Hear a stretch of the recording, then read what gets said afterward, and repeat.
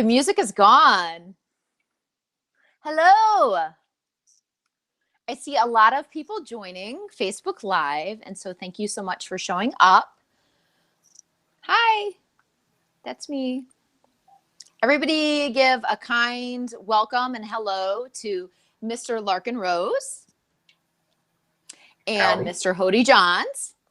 What's up, fellas? There's ladies too. Don't just say fellas. And gals, but they're already here for Larken, so I don't need to. They don't need me. No.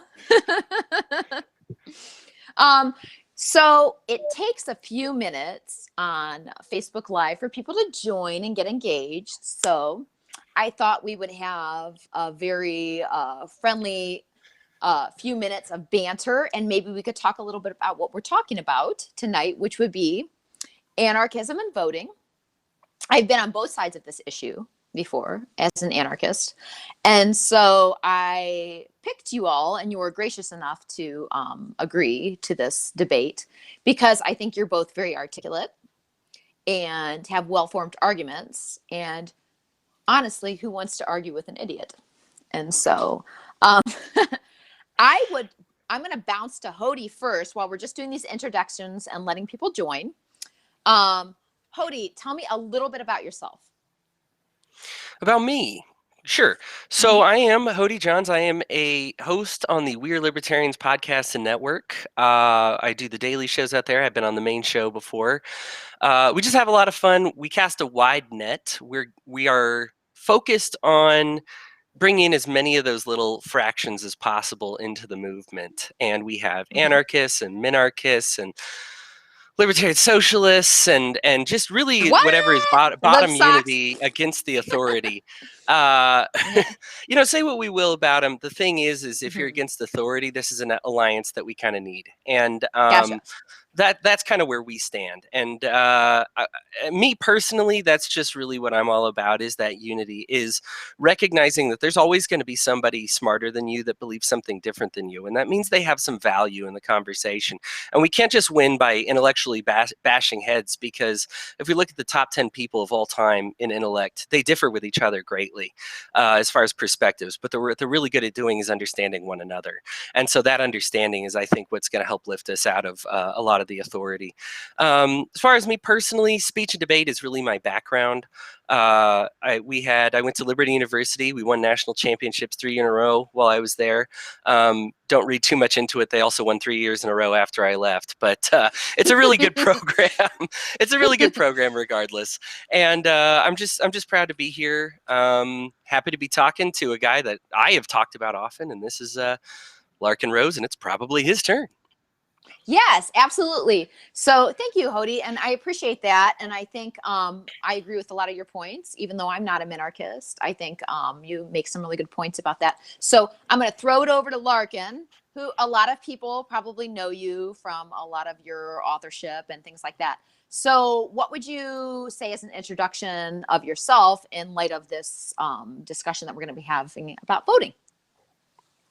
Well, I've been an opinionated loudmouth for many years, and accidentally became an anarchist when I realized I could not be consistent with myself and still cling to any form of statism. And I even have old things I wrote. One thing was The God Called Government, where I was so close and just didn't get it. And now I want to go back in time and debate myself and argue with myself. And then along the way, I wrote... First, I wrote How to Be a Successful Tyrant and The Iron Web and The Most Dangerous Superstition, and have done a zillion videos and stuff.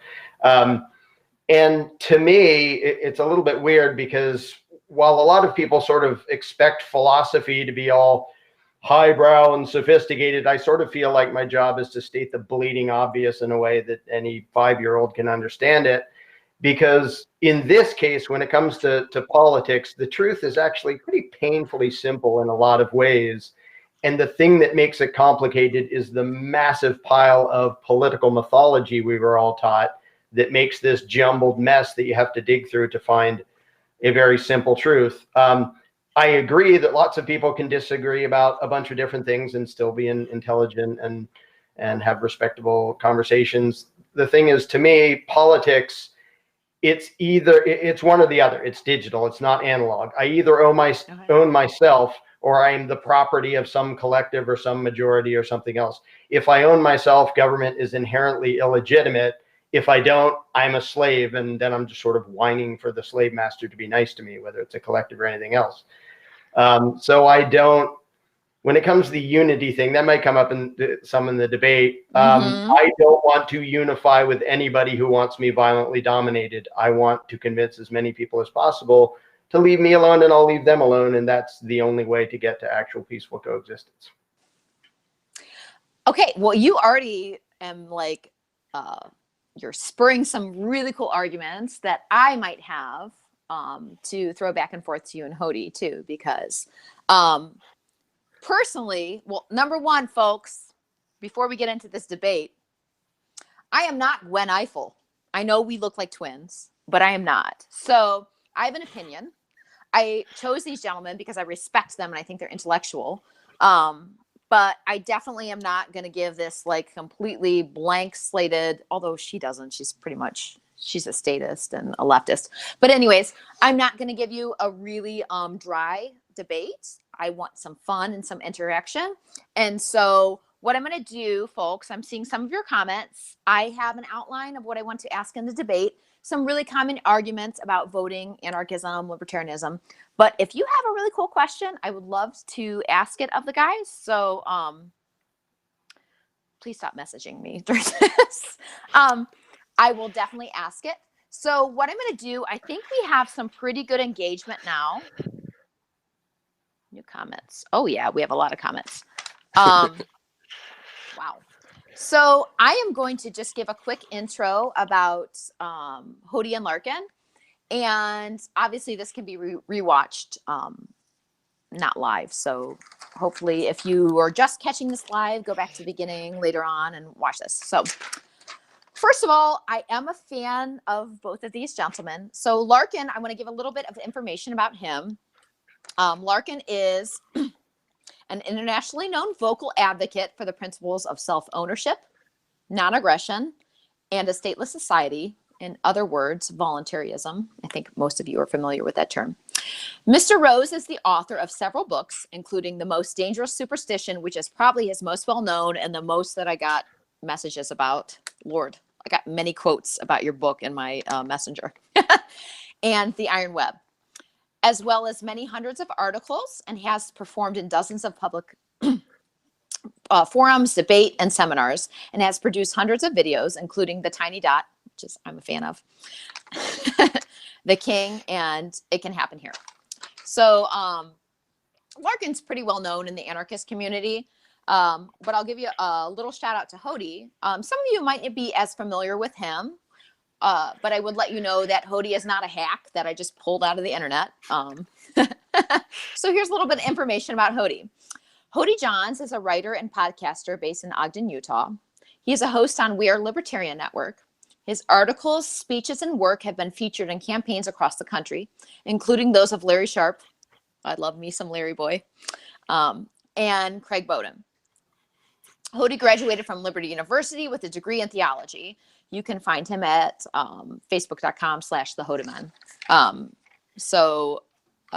Hodey actually is a national debate champion.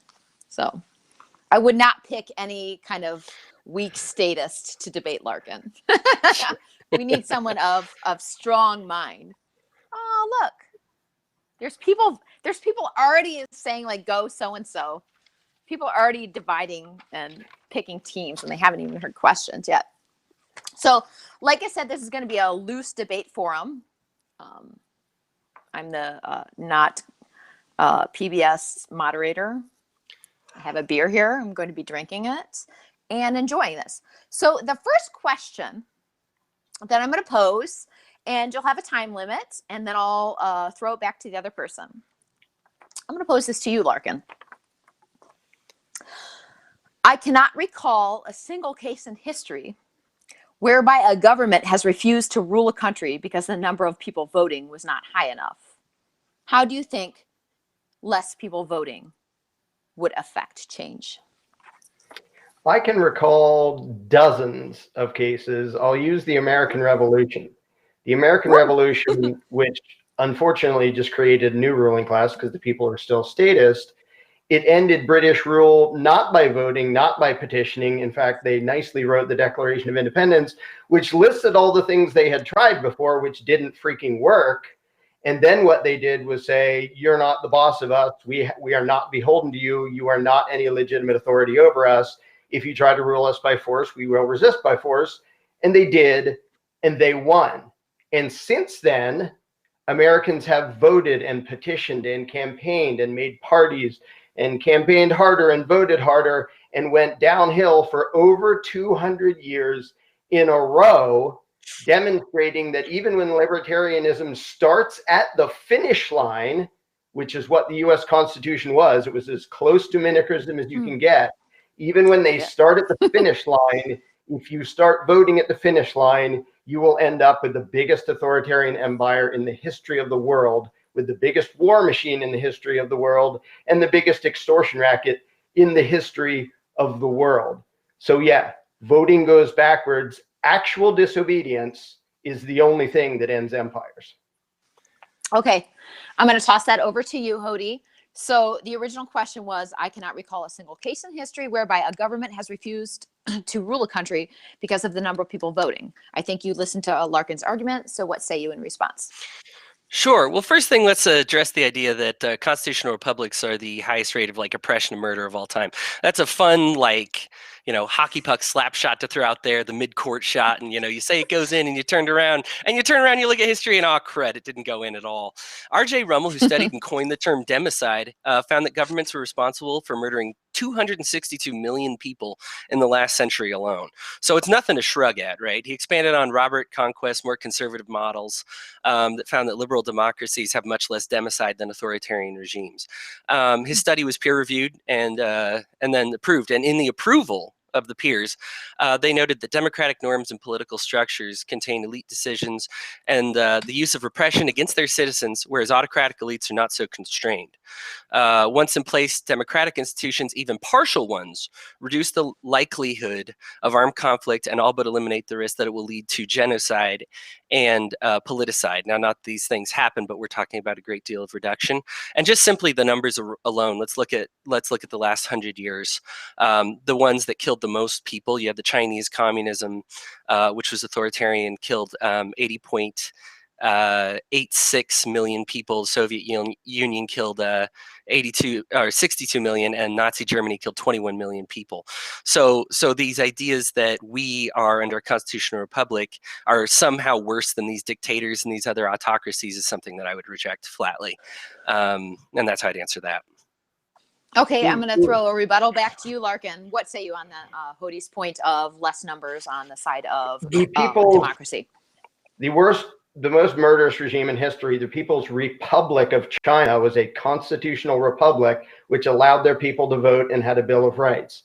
The Union of Soviet Socialist Republics was a constitutional republic that allowed their people to vote and had a Bill of Rights. The Weimar Republic was a constitutional republic that allowed their people to vote and had a Bill of Rights until the Constitution included that piece that said, if things get really bad, you can just override civil rights. All of the mass murdering regimes you just listed were constitutional democratic republics with a Bill of Rights. And you can say, well, they weren't really. Well, nothing is really. But on paper, if you look at their constitutions, they are very similar. In fact, modeled after, in a large part, the US Constitution, because they realized if you pretend to be representing people, you can get away with a lot more than if you just say, we're your masters. Now, for R.J. Rummel to say, well, these count as democratic and these count as authoritarian is completely arbitrary. If you read the constitutions of all three, those three horrible tyrannies, and there are many more, including Democratic People's Republic of North Korea, you see they were all modeled after the same structure. They were all constitutional republics that all pretended to represent the people, pretended to respect individual rights and the right to free speech, the right to assembly, and all these things. You just gave three examples of democratically elected constitutional republics with bills of rights that were the three most oppressive regimes in the history of the world. So I'm going to take Larken's statement there. So what he is doing is essentially, and I think we could probably all agree, saying that a constitutional republic is not specific to the United States or to maybe some other country that has formed some constitutional republic by way of a constitution or whatever. What say you in response to him? Sure. It's a simple Wikipedia search. You can find out who's unitary or who's a federalist wing where they can override the people. Now, I grant what he's saying. A lot of them fake it, right? They put it on paper. For me, I always think this is the fat person ordering pizza, right? I want the 7-cheese pizza with the cheese stuffed crusts with extra cheese and cheese on the crust. And can I get some Parmesan cheese in the packets, right? And this is what republic is when you're a dictator, right? You say, oh, I want a republic with some extra republicness, with some democracy on there, and we're super all about the people, right? But ultimately, when you design a system of government, that actually is very concrete, and that is the specific thing that you can list. So when they list themselves as unitary or as federalists, where they can suspend all the bills of rights, or they have these constitutions that they can suspend at any time, then that actually is a specific thing. So that's you got the guys who fake it, and you got the guys who make it. So I'm going to go off my script here and respond with a question to Larken about what you just said. What is the difference between someone that can alter or abolish a constitution and the United States government doing the same thing? Larken, to you. The only one of the ones I listed that had that provision was the Weimar Republic, which Hitler made use of that provision that said, well, we can suspend some of these individual rights in case of an emergency. Soviet Union and China did not have such a provision and never used such a provision. They just ignored the limitations, kind of like the United States government has in the, every single year of its entire history. So to say that, well, on paper, they're supposed to do this, when in every single country it's ever been tried, they never stick to what they're supposed to do. And they absolutely always violate the individual rights, including the individual rights that their constitutions specifically say they're not allowed to violate. It's the Constitution is just scribbles on toilet paper. It doesn't stop anything. It's illegitimate to begin with. And the only part of it that lasts through time is the imaginary authority that it pretends to create. Whereas the imaginary limitations fall by the wayside and are just gone. At this point, other than maybe the Third Amendment, every single amendment in the first 10 amendments, the Bill of Rights, is violated every single day in every state in the union by federal agents. It didn't work. It doesn't ever work. Didn't work in China, didn't work in Russia, didn't work here, won't ever work. Because what you're doing is saying, you are my Lord and Master, but you're not allowed to do A, B, and C. And your Lord and Master says, well, I'm going to appoint somebody that will tell me what I'm allowed to do. I'm allowed to do anything. Golly gee. How did that work out for you? Okay. I think that's a good point. We're deviating a little bit from voting concept, but it actually all kind of ties into each other. I do have a question from somebody, which I'm going to go a little bit away from my script. But I think it all ties in together. So they say, you suppose that the United States is oppressive. What would you consider the most oppressive regime in the world? So I'm going to throw this one to Hodey. Obviously, we've talked about democratic republics and how you think maybe the United States is a little bit different than other democracies or republics that just claim that name. What do you think is the most oppressive regime in the world, and why? Sure. I love that you went here, because let's go with feudalism. We're going away with from feudalism voting a little bit because it's all and I'm having beer. As far as a system or a specific regime goes, I'm going to go with feudalism. Okay. Historian Thomas Noble actually noted that feudalism and the system that it describes is not actually conceived as a form of political system. By the people in the Middle Ages, it was simply just these guys had swords and these guys didn't. It was actually a result of the fallout of the Carolingian Empire. These individual fiefs actually, they gained independence. And so there was no, it's the power of the king or the power of, the Constitution grants me the right to do these things. There's none of that. Mm-hmm. And yet, while in the state of having no constitution, no voting, no representation, and an opportunity to start as it was, we actually developed what would become, and again, he can debate the numbers if he'd like to, and that's his right. But this was the most murderous. This is the most murderous State of living in Sorry. human history, right, was under feudalism. Okay. Historians A.R. Brown and Susan Reynolds, they note that feudalism is more akin to anarchy, but because it's not ruled by anyone in any official capacity. It's not considered a government. There's no system of organization. It was just I happened to be the guy that had all the swords, and I attacked these guys. So there's no system telling the rulers of these castles or fiefs what to do. There's no constitution demanding a practice of slavery or of serfdom. There's no tax code that demands any percentage of anything be taken. They just simply took what they felt like taking because they had the swords, and everybody kind of agreed in this mutualistic way to say, yeah, I'll kill those guys if you want me to, and be, they developed these systems. The idea that these would not develop without these type of things. Anyway, specifically to the question, that's what I would say is the most oppressive and murderous in history, simply by the numbers that I've seen so far. Okay, I'm being a poor moderator and being a little partial. What's the difference between somebody that oppresses somebody and government? Like, sure. Oh, back to me. You're saying those people are. Anyways, sorry. Okay, I'm gonna run this over to Larken because he's a lot smarter than I am. Sure. So what would you say in response to that question of, the United States does have a constitution, we're a constitutional republic, and regardless if it's followed or the Constitution is potent or not, we are not the most egregious government in the world. What would you say in response to that and Hodey's response?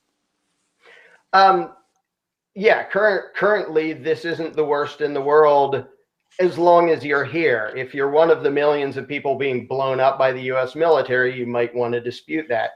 If it was a while back and you were one of the people who were living here before the US government said, we own this place, and you got slaughtered or forcibly evicted or had to do the Trail of Tears and all that, you might say, yeah, this is pretty darn bad. So for me, right here and right now, no, this isn't at all the worst. However, it was a little bit weird that Hodey is arguing with himself, because his first three examples when he first was talking about horrible oppression were all constitutional republics. Now he's talking about feudalism, which is not at all the same thing.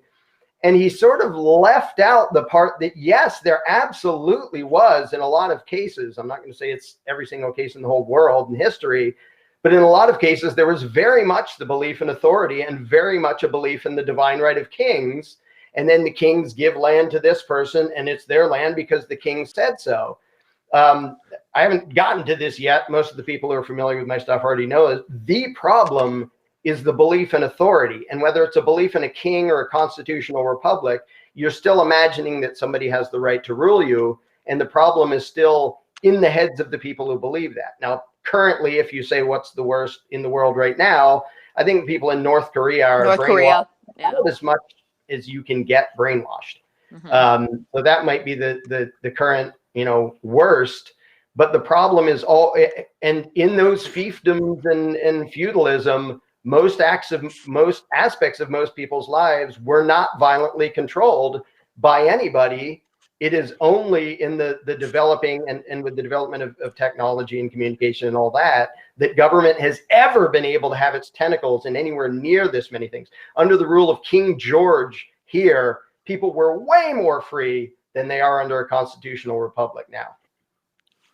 Okay, so I have we strayed a little bit, but I think it's been a really good discussion, and I'm not a fancy pants, so I like to stray, and if I want to do it, I'll do what I want to do.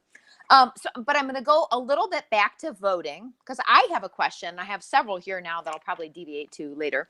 About voting. I've been on both sides of the issue, I've said. And so there's the initial argument or response about an anarchist voting, or, even somebody like yourself, Hodey, that's a minarchist. Is voting violence? So I'm going to direct this initially to you, Hodey. My question would be, is voting violent, and how does it directly affect your neighbor in the same way? Sure. With the thousands of different kinds of voting there are, this would be difficult to summarize. Voting absolutely can be violent. Let's be very clear about that. It's been okay. Abused before. This is kind of similar to guns, right? Do I have the right as a collective to take everybody's stuff? Absolutely, you do. One of the more interesting tidbits throughout history, I guess, to wrap up the feudalism talk, would be that feudalism actually had a specific end date, which seems crazy, but August 4th, 1789, 87, something like that. But what it was is a national assembly, and what the people decided to get together and vote and say that we're sick of cutting all this down. Yeah, it wasn't a government authorized vote because there was no government, right? So they just got together and said, hey, if we all, what happens is if I refuse to cut the wheat for you, I get murdered, right? I get cut down. But what I'm going to do is I'm going to take a vote with all my guys and say, let's stand all outside our houses together and let's all of us refuse. Now, if one person refuses, they kill one, then the next guy says, okay, I'll cut the wheat. But if collectively you all agree together to say, I am not going to stand for this oppression anymore, what happened is on that day of August 4th, they all stood outside their houses and said, none of us will cut your wheat. And you can either kill us all and have nothing because we're your means of production, or you can just make some kind of, you're going to have to make deals with us. You're going to have to give us power. You're going to have to, they actually got land, received equal rights, things like that. Again, flaws, absolutely. But no violence, specifically, it actually stopped the violence of murder that was going around. Other part, it can be violent, but let's not make this mistake that all violence is bad. Okay, if you show up on my property to take some of my things and I initiate violence against you, well, that's a good type of violence, I would say. It's self-defensive violence, right? We talk about authority being the right or power to coerce somebody. Yeah, I have the right and the power to coerce someone if they assault me, if they try to, rape me or steal my things. And so if there is some law, whether it's legitimate or not, that says these people can rape you or steal your things, and we decide to have a vote to say, no, you can't do that anymore. Yes, that law is illegitimate, of course. But if there's a vote that can get rid of it, why would you not use that tool? Okay. I'm going to cut you off there, Hodey. So what would you say in response to his examples and the original question of, is voting violence and how does it directly affect your neighbor? Larken. Well, first, to respond to his answer, it was a little bit funny because that's not voting. That's not politics. That is open disobedience. Another example being the Declaration of Independence. It wasn't a political act. It was a completely anti-political act saying we're just not going to obey you, and we have the right to forcibly resist if you try to do it. And in that case, they tried to, the British tried to violently conquer, and then there was people shooting each other back and forth. Sometimes you don't need that because people say we're just not going to obey you anymore. That's not voting. That's not voting for a master. It's not even like voting for whether we should do this, because the number of people who disobey doesn't depend on the vote. In the American Revolution, most people did not resist British rule. It was about a third that actually bothered to resist. The vote didn't freaking matter. Majority didn't matter. Legislation didn't matter. Political action didn't matter. Disobedience mattered. And that is the precise exact opposite of anything that begs government for permission or for lenience. Now, as far as whether voting is violence, voting isn't an act of violence. It is an advocacy of violence if you're talking about voting for anybody to have that power. There's an exception if you're talking about like, well, I voted on a referendum just to oppose this particular tax or whatever. I would actually, I'm going to interrupt on that because it's one of my questions and I don't want to cut your time short, but I feel like we've kind of covered that topic. So a lot of anarchists that vote, including myself, I do it very strategically. And I don't vote for a lot of representatives, very rarely actually. I use it as a bullhorn and a platform. And I vote on issues basically only. So what say you of issue voting? I'm going to throw this actually back to you, Larken, first, and then I'm going to give Hodey a longer time to respond. So if someone votes on issues, what do you think that is violent towards their neighbor? What are your thoughts on that? I have a degree less of an objection to that. If somebody's just voting like on a referendum against a particular act of government violence or control, my only complaint then is that, well, you're sort of legitimizing the process, but you're not actually, condoning anything evil against somebody else, as opposed to if you vote for a candidate who's going to tax anybody, you are advocating immoral violence, and pointing to the other candidate and saying, well, he was going to be worse, doesn't make it okay. It's the equivalent of saying, I want that guy to be your owner. And I said, I don't want an owner. Well, it was either him or the other guy. That's still you advocating my enslavement. That's not okay. Now, I usually call it advocacy of violence instead of actually an act of violence, like hiring somebody to kill somebody instead of killing them yourself. But if you are voting for somebody to exert power over me, you committed an immoral act. And saying, well, something else worse would have happened if I hadn't, is not an excuse. It's like stealing my car keys and my wallet and saying, well, somebody else would have stolen your car if I didn't, doesn't make it okay. But if you're just voting against a particular act of authoritarian control, I don't have the same objection to it, because you're not trying to give anybody power over me. Okay, so that begs a question, and I'm going to be a little bit, I'm not going to be fancy pants here, and I'm going to flip the question a little bit to Hodey. So I think we probably agree on issue voting, which is basically what I do as a voter. But what would you say in response as to voting for a candidate, what Larken said? Could you give me an argument against his ideas of voting for a candidate? Well, certainly. So this is one of those, again, if you're particular about the way you vote, and voting has a certain ethic, I'm glad that Larken at least see voting in some capacity, because that's really all I was going for. I'm not defending every vote. I'm not defending a vote to steal people's stuff and everything like that. But let me at least try to defend the position. This is from the Anarchist Library, actually, and they probably defend voting a lot better than I do. So a vote is held to sustain the police. Anarchist societies have replaced professional military and popular forces with a part-time popular militia, which looks out for the safety of the community. And then elected officials, this military would take a person accused of a crime and their accuser before a popular tribunal, where any dispute could be arbitrated and the criminal act could be adjudicated and rectified.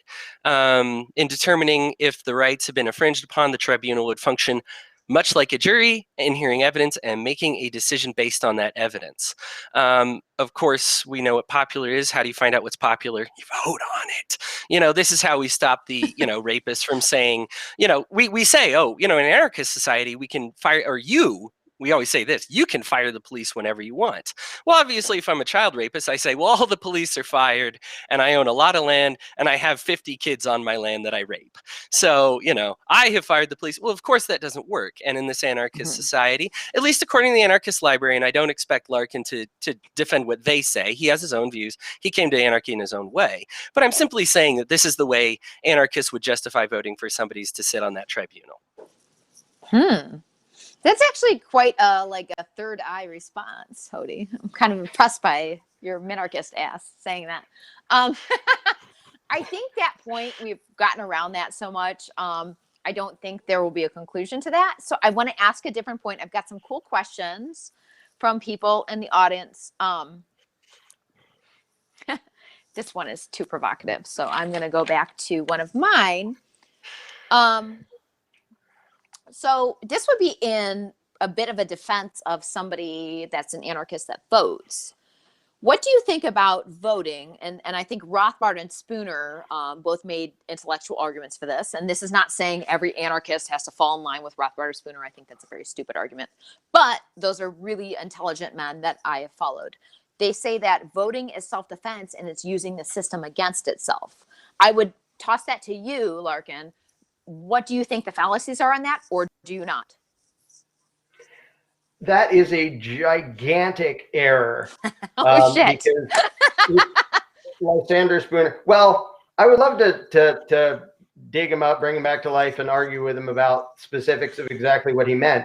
Because if you think that it counts as defensive and moral to try to appoint an authoritarian master because he's not quite as bad as the other choice, then the only thing the rulers ever have to do is give you Trump and Hillary. And you'll have half the country voting for one psychotic authoritarian collectivist warmonger and the other side voting for the other psychotic authoritarian collectivist warmonger, all of them advocating by way of their vote violent, evil, oppressive, authoritarian domination. And all you have to do to trick people into doing that, including a bunch of people who call themselves anarchists or minarchists or whatever else, is make something even worse. So it's like, we want the people to cheer for this stupid, immoral, collectivist, authoritarian, bogus tyranny. And the way to do it is to run it against something even worse. If you advocate immoral, violent, authoritarian aggression, you did something immoral. Don't tell me that if you hadn't have done that immoral thing, something worse would have happened to me, because it wouldn't be your freaking fault if something worse happened to me. It is your freaking fault if the authoritarian person you put into power takes my money and my freedom, and telling me it would have been even worse is pathetic. And this is an argument you see constantly between the Trumpites and the Democrats. Well, just be thankful it isn't the other person stealing your money and violating your rights and controlling your life. No, I am only thankful for the people in the world who refrain from trying to put anybody in a position where they can violently dominate me and steal my crap, not the people who do it and say, well, it would have been worse if I didn't. That is a bullshit excuse for advocating immoral authoritarian control. Well, hot damn and holy shit. I'm going to throw that right. I said I wasn't going to swear, but I did. So I think Larken feels very passionately about that. So Hodey, Yeah. I'm sure that you're intelligent enough to have listened to his full argument, so I don't need to recap it for you. Give me your response. Sure. Well, I don't think he's necessarily wrong, right? Anybody who's advocating for authoritarianism, I think he and I would see statism as a little bit differently, but especially, authoritarianism or willingness to assault somebody. Thomas Paine went through the idea that that governments can only exist based on charters of negativity, right? Things that they should not be able to do to their populace, and that's the only way in which they have the right to exist. Now they pop up regardless, right? And this is one of the issues that we have. So one of the big things that I guess I'd poke at, a lot of people refer to my position as unprincipled simply because they say, well, how many dog turds would you like in your cereal, or how much cancer would you like your doctor to remove? Only 99%, only 90%. Look, it's a cute analogy, but it doesn't work in the real world, right? Let's say poison, right? Let's say arsenic, right? This is the way I view a lot of government, right? Is arsenic. So if I say, well, I want no arsenic, no poison, all poison is bad, every bit of poison is bad, and if you advocate for poison, you're evil. Okay, but 0% arsenic in your diet and your dead meat, because you need just a touch in order to get the metals out of your blood, right? It acts as a filter. So the thing is I'm not going to say that there's a utopian sweet spot, right? There's always some type of negativity. I just think that somewhere between feudalism and North Korea, there's probably some place that we're a little bit better off with, And so specific to defensive voting, which is the original question, that this is what I would advocate for, that if you say, these people say or these people are taking my stuff and we don't say we have the right. This is my argument for voting. Right? You can say, well, that's not voting, that's disobedience. Look, it was called the National Assembly. They held a vote. The people said, well, we risk our lives if we all stand outside our doors. What if they kill us? What if they kill us all anyway? What if I get my neighbor killed because they decide to kill everybody? And so they still had a vote. And so you could say, oh, well, I advocate that because that's not technically voting. Look, there was a raising of hands. There's yeas and nays. And ultimately, for me, that's voting. Defensive voting, yes, but it worked out. Okay. I can't hear your audio, Hodey. Your audio is off. Okay, you're back. Okay. You just look very fervent on my Facebook Live, which is probably delayed, so that's probably the problem. Okay. So we have some very interesting questions live, which I probably won't ask a lot of those.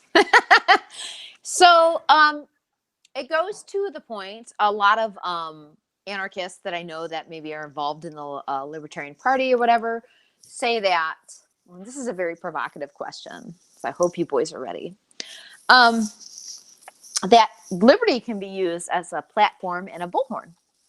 So Ron Paul used this to his advantage in 2008 and 2012 and brought over a lot of people to a different way of thinking. Whether or not he had a chance, and I think he knew that he didn't have a chance, he used the political platform to change people's mind. Larken, I'm going to throw this to you. What do you think of Ron Paul's run, and do you think that it legitimately made a difference in the liberty movement? Go. I agree almost entirely with Ron Paul's assessment of Ron Paul's run. His closing remarks on the House floor, the last thing he said in front of that band of crooks, was brilliant. And I loved hearing him say it because it's what I had been saying about him for years. He basically said, and I'm paraphrasing, you can go look it up. It's an awesome thing to watch. He basically said, legislatively, I got nothing accomplished. Like, that is not the way to win. Voting is not the way to get freedom. Politics is not the way to get freedom. What matters is what the people believe. He did do a great job of spreading a bunch of ideas that got people looking into it and saying, yeah, that makes sense. And a bunch of people then kept thinking about stuff and turned into anarchists. The mentality of the population is the thing that matters. The votes don't. The legislation doesn't. And he managed to help change a lot of minds, or get a lot of minds started in the right direction. But that had nothing to do with it, like him getting votes or not. You could say, like, the best you could say is, well, there were more people paying attention because he was in office or because he campaigned. And that's true. And you can, like, but that isn't like a reason to engage in voting and petitioning, because he didn't accomplish anything by way of legislation, and he said so. If that happens to be a way to get in front of people, fine. But notice that his agenda and his whole approach was not, if elected, I will save you all. His approach was the ideas, win or lose, because, by the way, he freaking lost. He accomplished all that sadly by losing. It didn't matter what his legislative agenda was. It didn't happen. It didn't matter what he would have done as president. He didn't get there. He had no chance to get there. It did matter the ideas he was spreading. And there's lots of other ways to get an audience. The thing is, the ultimate problem is not in Washington, D.C. It's not in the legislatures. And that's, I want to quick throw this in because this is my main point, and I don't know if we're going to get to it in another point. We'll be good. The main problem with voting is not just that it never achieves freedom, although that's true. You are never going to vote for a government to not be there. The main problem is that it reinforces the notion that political rituals actually bestow upon somebody else the right to rule. That belief, the belief in authority, especially the belief in political authority, that is the entire problem. And voting and campaigning and petitioning, which, by the way, I did lots of before I gave up my own statism, all it does is use up the time and the energy and the money and the hope of good people and throw it into a black hole, all while reinforcing the notion that that is our only recourse. That's our only way to achieve freedom. Play the game that is a game of the tyrants, by the tyrants, and for the tyrants. Play it every 4 years, lose it every 4 years, and then go back and be a good slave for 4 more years, instead of saying, what if we disobeyed? And if the mindset of the people was not focused on politics and voting and elections and legislation, but on disobedience, 10% of the population could end any regime in the world almost overnight, whereas 10% of the electorate accomplishes nothing. Okay. You made some good points, but I think they're, might I say, and I'm not as intellectual as you are, you made a few points that I think that contradict each other. So you're saying that a platform and a bullhorn make no difference, and yet they do, and that voting hurts people, and yet it doesn't. If voting is impotent, how can it be the same way violent? And so I don't understand where you can transect the issues of voting being violent and voting hurting people when it doesn't matter. So I'm going to throw that question to Hodey. How can voting be the same as being violent against your neighbor and perpetuating the state? And how can it also be pointless? If you could maybe clarify that argument, because that's one of the things that I have the hardest time with. And I am not a impartial moderator. I have lots of views on this. So I tend to side with Larken on a lot of things as an anarchist, but at this point, I probably diverge from him. So I would enjoy your point of view on this point. Sure, let me make one thing clear, and this is something that Larken is spot on. There is no substitution for culture, right? Right. There's something that Arvin Vohra is Right. famous Right. for saying, which is Agreed. if we deconstruct this entire government that we have, we'll just reconstruct it tomorrow, right? One of the crazy things about feudalism is it popped up on both hemispheres of the world. It wasn't this political idea that you had to teach people. It was just something that happened, right? It was just something that was the stage that people were in, and that's what they tend towards, right? And so there's no substitution for this culture of freedom, right? So these are important to gain this culture back. That's more important than the vote, right? I'm not going to advocate as a vote to fix it. Voting fixes everything. I found a few examples of voting fixing things and helping things, and I'll bring a couple more of those up right now. But I do want to say that he is spot on by saying this is not, voting does not replace ethics, right? This is not one of those things where all of a sudden we're ethical because we voted all the right things into office. Now, let's start by votes that happen currently. Okay, now there are some, obviously there's a lot of marijuana bills, okay? And I think this is important to understand because some of them introduce additional regulations, right? Absolutely, no doubt. But they are, first and foremost, non-enforcement clauses because the states can't illegalize marijuana or can't legalize marijuana. They can only not enforce the Fed's rules. And so when this is placed to a vote, what you are saying is that I am not, right. This is what this is saying is I'm not going to enforce your rules. Okay, so this is the state's right of saying. Remember when Andrew Jackson was like, "Oh, it's their Supreme Court, let them send it." This is the state's response. Oh, it's the Fed's rules, let them enforce it. You know, we're not going to enforce it. This is why when you're still in a state where like weed is legal, there's like, yeah, by the way, if you're still in an interstate area where like there's federal cops and stuff, don't toke up, right? It doesn't matter that you're in our state. Okay, so let's start with that, and let's also start by saying he did establish that talking about how there's very little freedom to be gained or no freedom to be gained by it. Look, if you're someone who's been escorted out of the country against their will, they've even done it to legal citizens. We've begun voting against that in certain states, right? And this is purely saying you don't have the right to go on somebody's property. Now, it's establishing the right you don't have to go on their property and kick them out, because Larkin and I would agree that you should have that right regardless, you know. But it is what it is saying, hey, by the way, if you do it, these people can blow your brains out now, and we're not gonna. There's no tears shed, right? Because you are trying to kick them out of the country. That's now something that we're going to stand behind them on, much like this National Assembly. Yes, all it did was saying we're going to stop doing this now.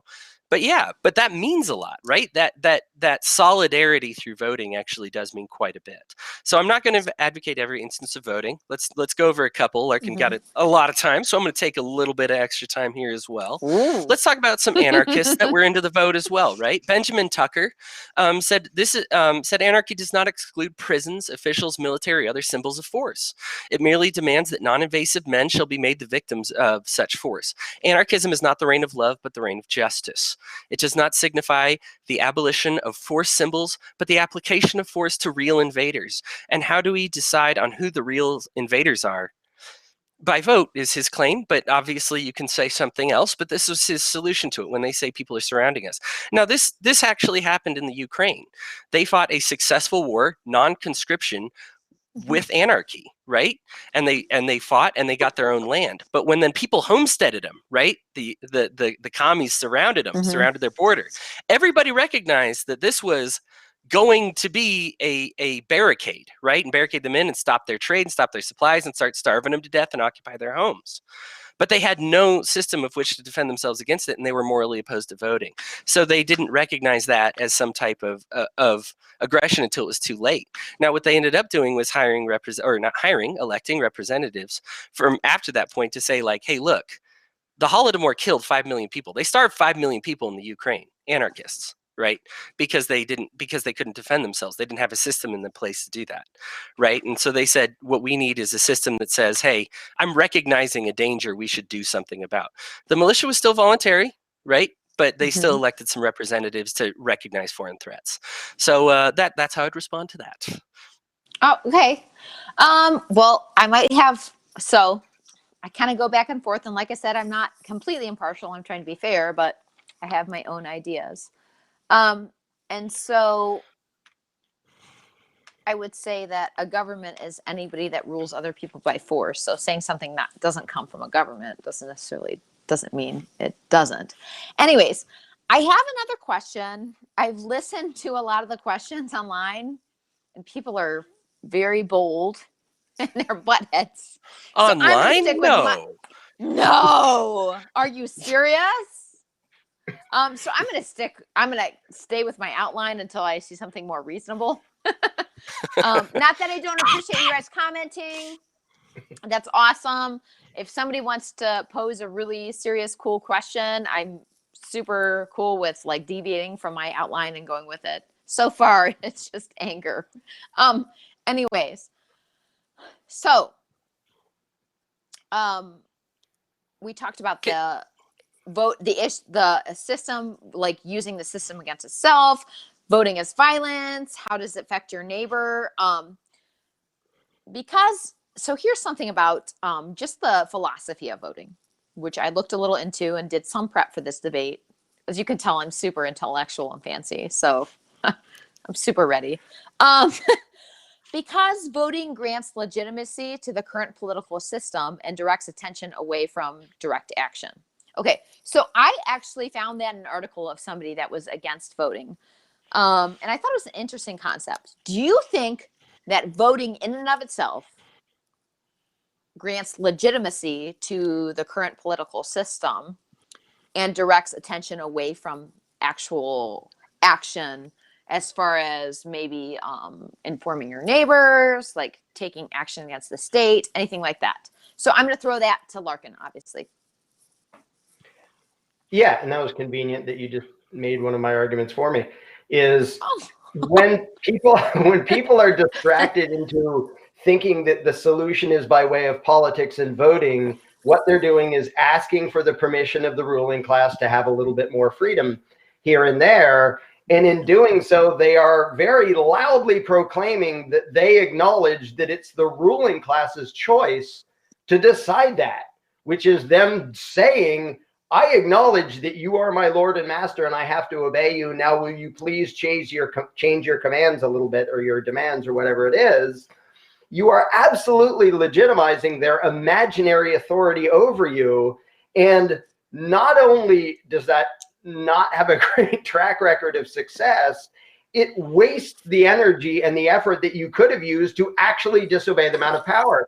And when he mentioned the cultural thing, yeah, what matters is what's between the ears of, millions or billions of people, what they believe.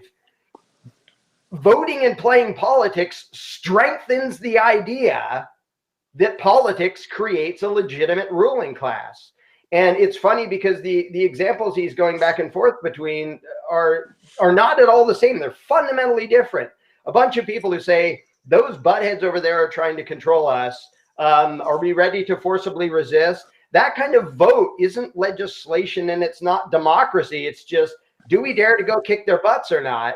It's not because we're legislatively creating a new right or overruling a blah, blah, blah of political authority. It's just people understanding that their own conscience determines right and wrong, and votes and legislation and politics don't. And then they decide what to do about it. And the thing is, if you can get your subjects to imagine that the proper civilized moral way to deal with being oppressed is to vote and beg and petition and campaign and do all that, you can get away with way more injustice, which is why you see them getting away with way more injustice when they say, we represent the people, like the Soviet Union did in Red China and the US and a bunch of other places. Mm-hmm. They pretend we're representing you. It's a republic. You vote for us and blah, blah, blah. And the only difference between the Soviet Union and here is the propagandists here were smart enough to put up 2 puppets, whereas in the Soviet Union, you had 1. So everyone says, this election's a joke. But if you put up 2, people go, well, now it's legitimate. No, it's not. It's just twice the joke. But it's still all people legitimizing the game instead of disobeying. And an example I like to use is if the people who now vote libertarian and accomplish pretty much nothing in the process, you're never going to get a libertarian president. You don't even get a libertarian candidate in the Libertarian Party. Every single one of their candidates advocates violent extortion in the form of taxation. They just advocate less of it. So none of them are even libertarians. If you ran a libertarian, he would never get there. Oh, If the people shit. who vote libertarian said, screw this, I'm not voting, and I'm not giving the damn IRS my money anymore, that is the end of the federal income tax.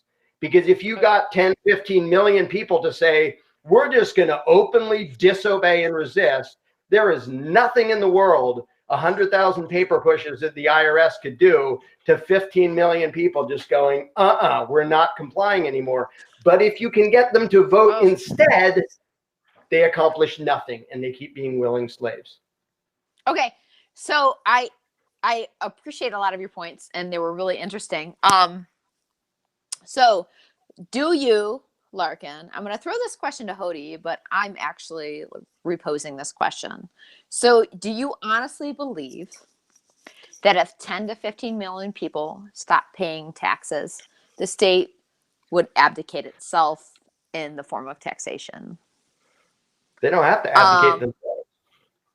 Okay. We abdicate themselves for them. That's the whole point, is we don't need their permission. They don't have the ability. Now, see, I'm not being the moderator right now. I'm arguing with you, which is really bad. So I'm going to drink some more beer. I'm going to throw this over to Hodey, who's a lot smarter than me. But I want to fight you on this, so I'm just going to message you about it. So Hodey, So Hodey, what say you in response? Sure. So first things first, if you decide not to vote, not to show up, they don't need you. You count towards their counts, right? Every representative represents X number of people. And yeah, they gerrymander, and even when they don't illegally gerrymander, they draw the population lines and say, you should have this much population, you should have this much, you should have this much, and so on. So if you live there, they're your representative, whether you say so or not. Now, you could say, that's not my representative. I didn't vote for him. But that's not going to stop him from squishing you, right? And so this is the thing. Are we voting for less evil of masters oftentimes? Absolutely, right? And we want better choices, right? And this is where the culture war comes in. We do need a culture war. We do need to say, hey, people, you need to change your values over here.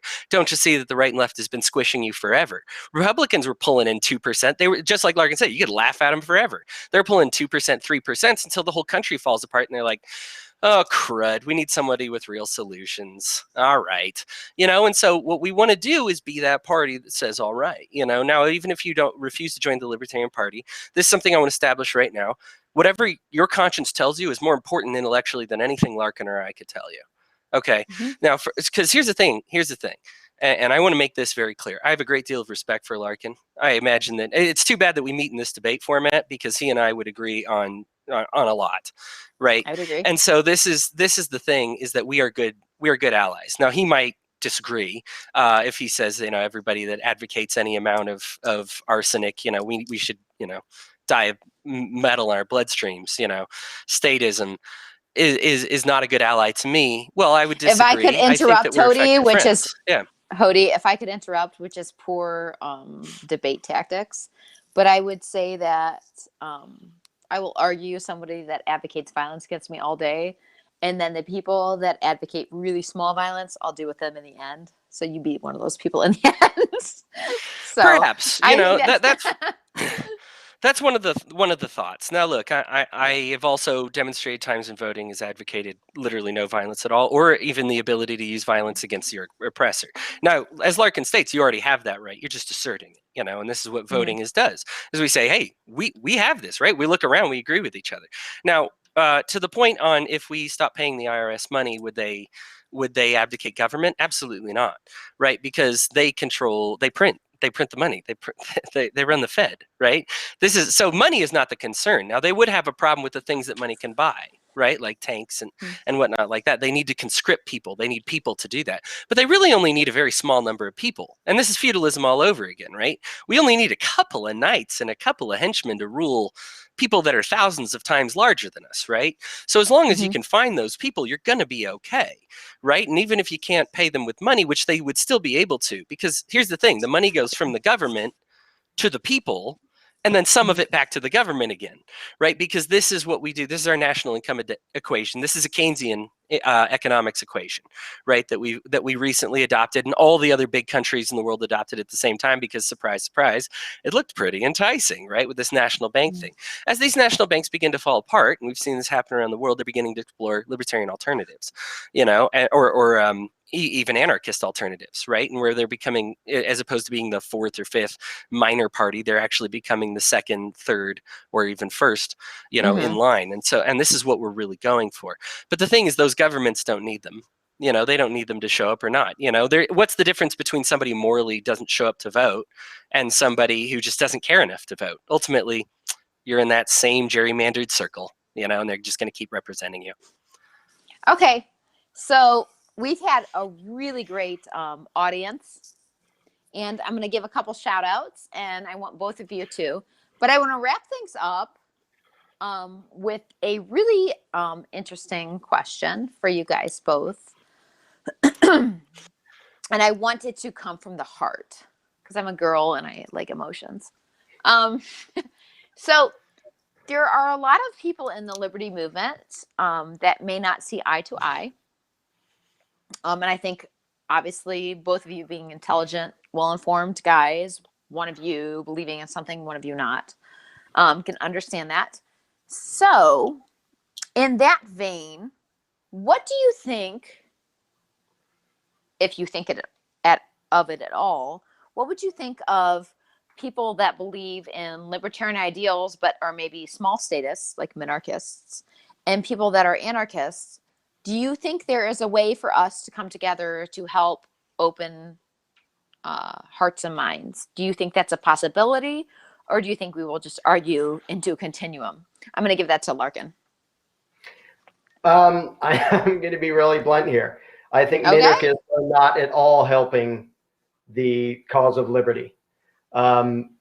Libertarian minarchism was tried. The U.S. Constitution was a brilliant try at that. It made the biggest authoritarian empire in the history of the world. We don't need better choices at who should be on the throne. We need people to figure out the only choice that's moral and rational is don't have a freaking throne. And every time you put a throne there, it doesn't matter how you campaign it, how you sell it, how you pitch it, what the Constitution says to begin with. You are creating a ruling class. You are declaring that somebody has the right to rule. And as soon as you do that, you have planted a seed that will grow. The Anti-Federalists knew it. All their predictions about how monstrous the U.S. government was going to turn into, they were wrong in the direction that it was way worse than they even said it was going to be. If minarchists got their way and we got the Constitution all over again, which will never happen in a million years, it would come back. Yeah. What we have today is the result of minarchism. It doesn't freaking work. There's not such thing as a nice, legitimate slave master. There is freedom or there is slavery, and bickering over who should be our slave master doesn't ever lead to freedom. It leads to worse and worse and worse slave masters all the way down the road. So as long as somebody advocates a little tiny slave master, to me, he is just as much an obstacle to true freedom as an outright socialist or an outright Nazi, because he agrees with them in that I should be beholden to a ruling class. He just wants it to be a nicer ruling class. But that is the myth. That is the superstition that has to go. We don't ever get to freedom until the entire notion of political authority is gone. Well, hallelujah and holy shit. All right. We're going to go. I'm going to point that argument to you, Hodey, but I'm going to essentially ask you. I know you listened to what Larken said. How do you think any type of small government society would benefit the individual? Do you think it would help shrink the state? Just like going with his arguments, just give me a good argument for a minarchist society. Well, certainly. So the anarchists do it well enough themselves. Some of the guys like Yaros and Josiah Warren, as they went west and established anarchist societies, found that they weren't able to stand up to the sprawl of the government or to the allure of the government as it went west. The one that has actually lasted until today is a little place called Utopia, which they managed to. It was again something I was going to bring up, but something that was protected because of they were maintained the condition to be able to vote to join the union, and they've repeatedly voted against it. Now, look, I am not going to talk about all the anarchist paradises like Jamaica in 1720, Spain in 1936, Albania in 1997, Somalia for those 15 years, and look. Somalia! Yeah, Somalia, where they had four different groups, and the anarchist group kept itself alive through piracy and child prostitution, and I just don't. For me, that's not where I stand, and I Right. don't. I again with the poison analogy, I understand there's some purity to what he's saying. Now, I'm going to answer that. I want to answer the first part still, though, directly while I disagree with him. Okay. Now, it was Dale Patrick Moynihan who said everyone's entitled to their own opinions, but not their own facts. Okay. I went back, I looked it up because I had time, right? Internet age and all. North Korea, unitary. China, unitary. Old USSR, unitary. So let's get that established as well, right? Those are very different than what we have today in the United States. Now, again, imperfections, absolutely. Problems with government, absolutely. But when we draw absolutes, these are the problems that come about. It's somewhere in between feudalism, right? And somewhere in between North Korea. Okay. And so this is a goal. Here's the thing. Thomas Hobbes, this is not an easy question. What we got about voting, right? Thomas Hobbes wrote the Leviathan because of this subject. He drove himself insane.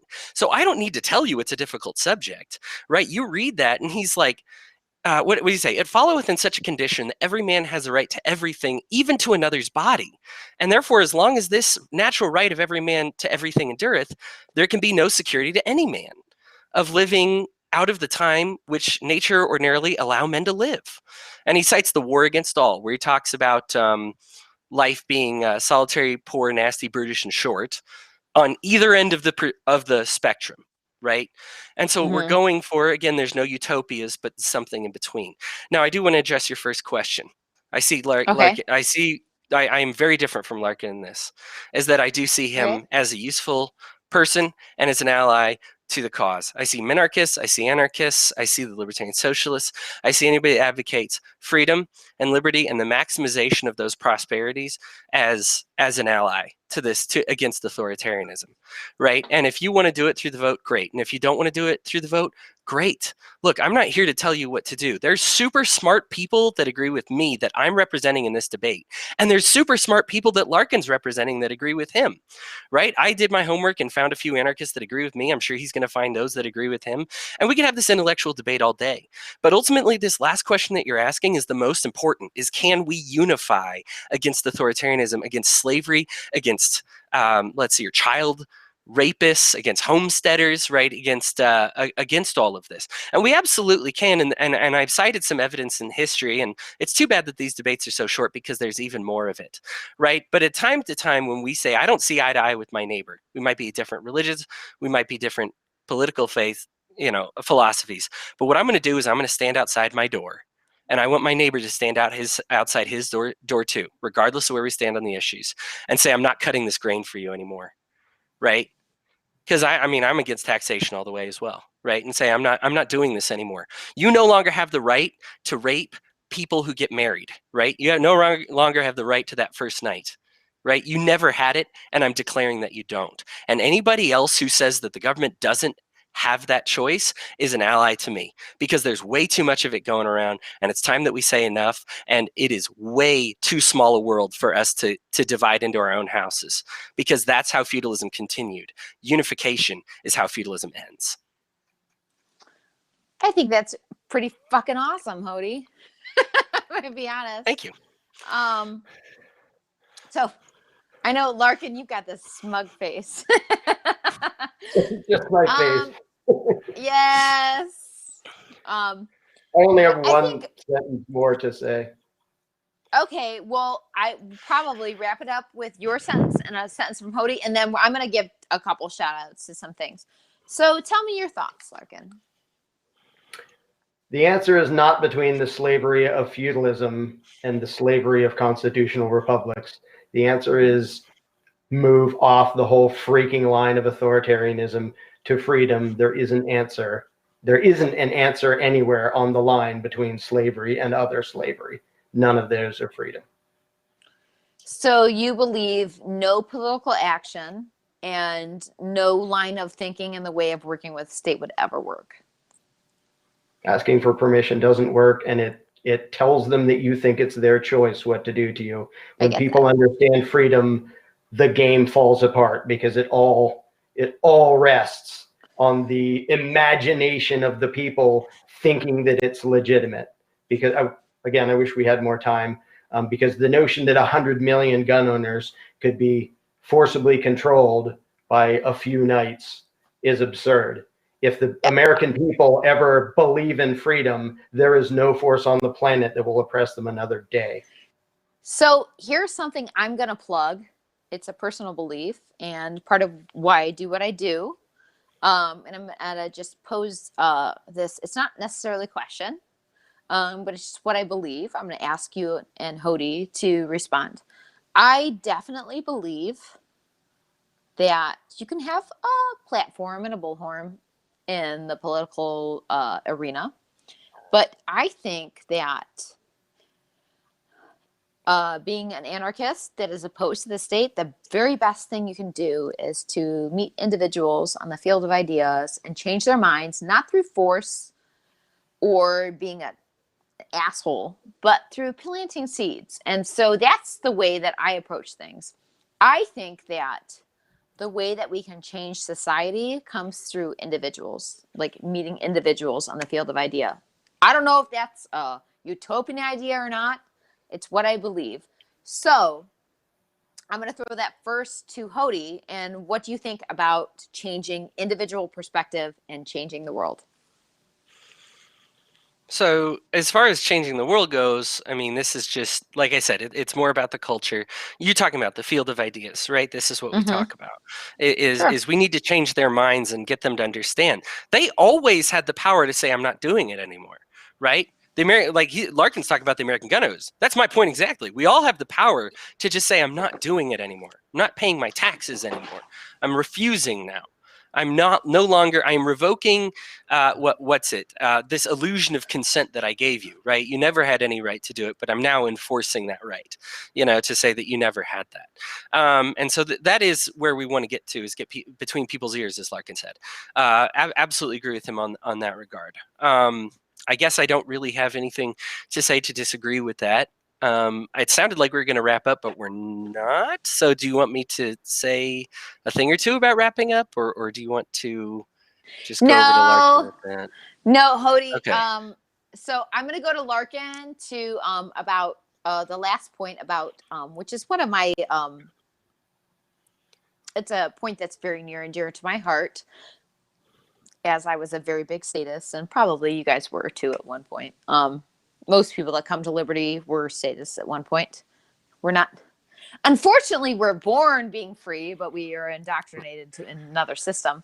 But I would ask him about the whole point of changing hearts and minds as being a way to move forward instead of like using government or voting. Because I think even if I use issue voting, it has much less of an effect than me like talking to somebody and maybe planting seeds of liberty. So I'm going to ask Larken about that, and then we're all going to close on maybe like advocating for some projects or whatever we want to do, maybe some silly fun. So Larken, what do you think about the future of anarchy and liberty? Do you think it depends more on like a large platform or the individual basis? Well, as it happens, my answer to that question can be my closing and my plug all in one shot. I absolutely think that the solution is changing people's minds, and because the solution is doing away with the superstition of authority entirely. I'm also a big believer in doing that in a whole bunch of different ways. When I do it in public, I'm not shy or gentle about it. As you may have noticed, I'm blunt and I do debate. And all the way on the other side of the spectrum, Amanda and I do a seminar called Candles in the Dark, which is how to have one-on-one discussions that are completely the opposite of this, where it's totally passive and you're basically gently bringing out of the person the anarchist that's already in them anyway, because deep inside, that is what resonates with people's understanding. And then there's the mythology that was dumped on top. So yeah, changing people's minds, because the minds of the people is the entire problem and the entire solution. Government is just the thing over there that exists because people believe in authority. When they don't, it goes away.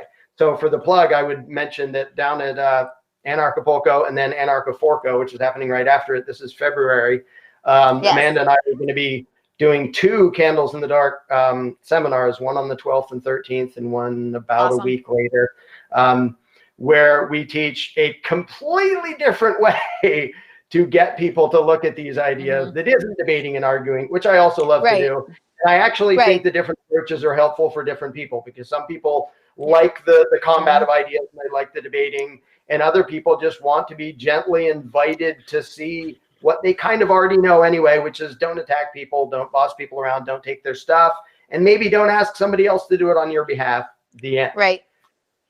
So that's it for me. That's awesome. No, I think that's awesome. I love that you all are doing that. I think it's super cool. And anybody that doesn't know about Anarchapulco, maybe look into it. And I kind of mostly try to take the stance in my personal life and somewhat on social media of just trying to plant seeds and not being an asshole, because there's plenty of those. But there's definitely a time and space for fun argument and disagreement, what we've had. So I'm going to throw that back to Hodey for our closing. And then I'm going to give a shout out to a couple of pages that I want people to follow. And if you like me and you like what has happened here, then you should follow those pages or I'll kick your ass. So Hodey, what say you in response to human action? Sure. So I just want to say that if you're following this debate, I hope that neither of us, well, I hope that I didn't come off as rude. I know Larken didn't come off as rude. No, neither of you This did. is this is a presentation of ideas, right? Yeah. What debate is, and this is one of the most important things that I learned during speech and debate. This is not a war, right? Because, like I said, there's always somebody smarter than you believes it's something different than you. Thomas Hobbes had such a debate with himself on the issue that he drove himself mad, right? And that included guys like, founding fathers like Thomas Paine and George Mason struggled with this issue. This is not cut and dry. If you think that one or the other of us is looking stupid or silly or dumb, you're stupid and silly and dumb. Right? The subject is always complex, right? None of it is cut and dry. Now, you may have formulated your opinion. You may have felt that one of us stated the opinion better than the other one, and that's fine, right? That's how you do win in speech and debate after all. But ultimately, that's not what, especially in this forum, that's not what I'm going for. I was never at war with Larken Rose. Like I said, I identify him as an ally. You agree with me half of the time when we talk about voting, and not the other half of the time we talk about anarchy versus minarchy. But that's okay, right? We're good friends, and we throw these ideas out there because what that does is that develops people, that makes their minds bigger. I hope that people have learned more about both sides of the position of voting, more than what they knew before, because then that's more weapons in their arsenal and more ability that they have to stand up against oppressors, in various formats, whether it includes voting or not. But it makes you a more complete person, which makes you a better soldier against indoctrination simply because you are more informed. Now, there's a lot that we didn't get to. A lot of quotes, a lot of history, a lot of stories, and it could go on and on. Larken could go on for longer. So I'm not saying, I could have gone on for longer. Believe me, I've seen him go on for longer. I know he could have gone on for I got like 5 pages, but right. I gotta pee. Right, but time's time and attention's attention. But I just really hope that, I'm just going to make a plea to the listener. I hope you just really got something out of it besides empty warmongering. We're not demagogues. Okay, we're not here to say, listen to me and not to this person. I think you should be listening to multiple points of view on every issue and shouldn't be listening to either him or me on just everything, because that's when you turn into a demagogue yourself, right? And you turn into an NPC, and we don't want that. We're not an NPC culture over here. So I guess the plug that I'll throw, please listen to We Are Libertarians. It's our network.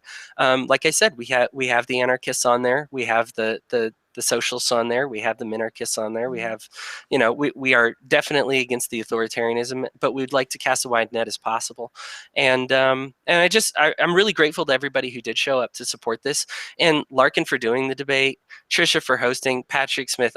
Thank you so much for organizing this format. He's badass, isn't he? Yeah. I'm hiring him now. I'm hiring him. I just want to say thank you to all you guys for making this happen, because this really was a thrill. I was looking forward to it for a while, and I don't think it disappointed. Well, I want to, as a host, just thank you both. It was really fun. I wish we could go on forever, but Facebook Lives need to be shut off at some time. And I do want to give a shout out to a lot of people who've supported. I also want to tell you all, there's some pages. I run meme pages because I'm a libertarian and that's what we do apparently. And I do run some content pages, but I also want to give a shout out to something I shared earlier, which is on the Police to Police 2.0, which if you don't like that page, you're a freaking commie bootlicker. Please go like Police to Police 2.0. They're a large police accountability page. And I did link a fund for a guy earlier who needs some help hiring a lawyer to fight the state. So if you could go back on my page and look at that, that'd be awesome. So thank you so much, Larken and Hodey. I know you're both super busy, and to give time for this was really fun. I think it was a really well-formed argument. I'm not going to say there was a winner or loser, even though I know there's one in my mind. So I didn't take a ton of questions from there because they were really one-sided and maybe a little creepy. But I think it was a good discussion. Hodey, hey, I don't know what's going on behind your head, Hodey. Those headphones are badass. So thank you both so much. Peace. And fuck the state.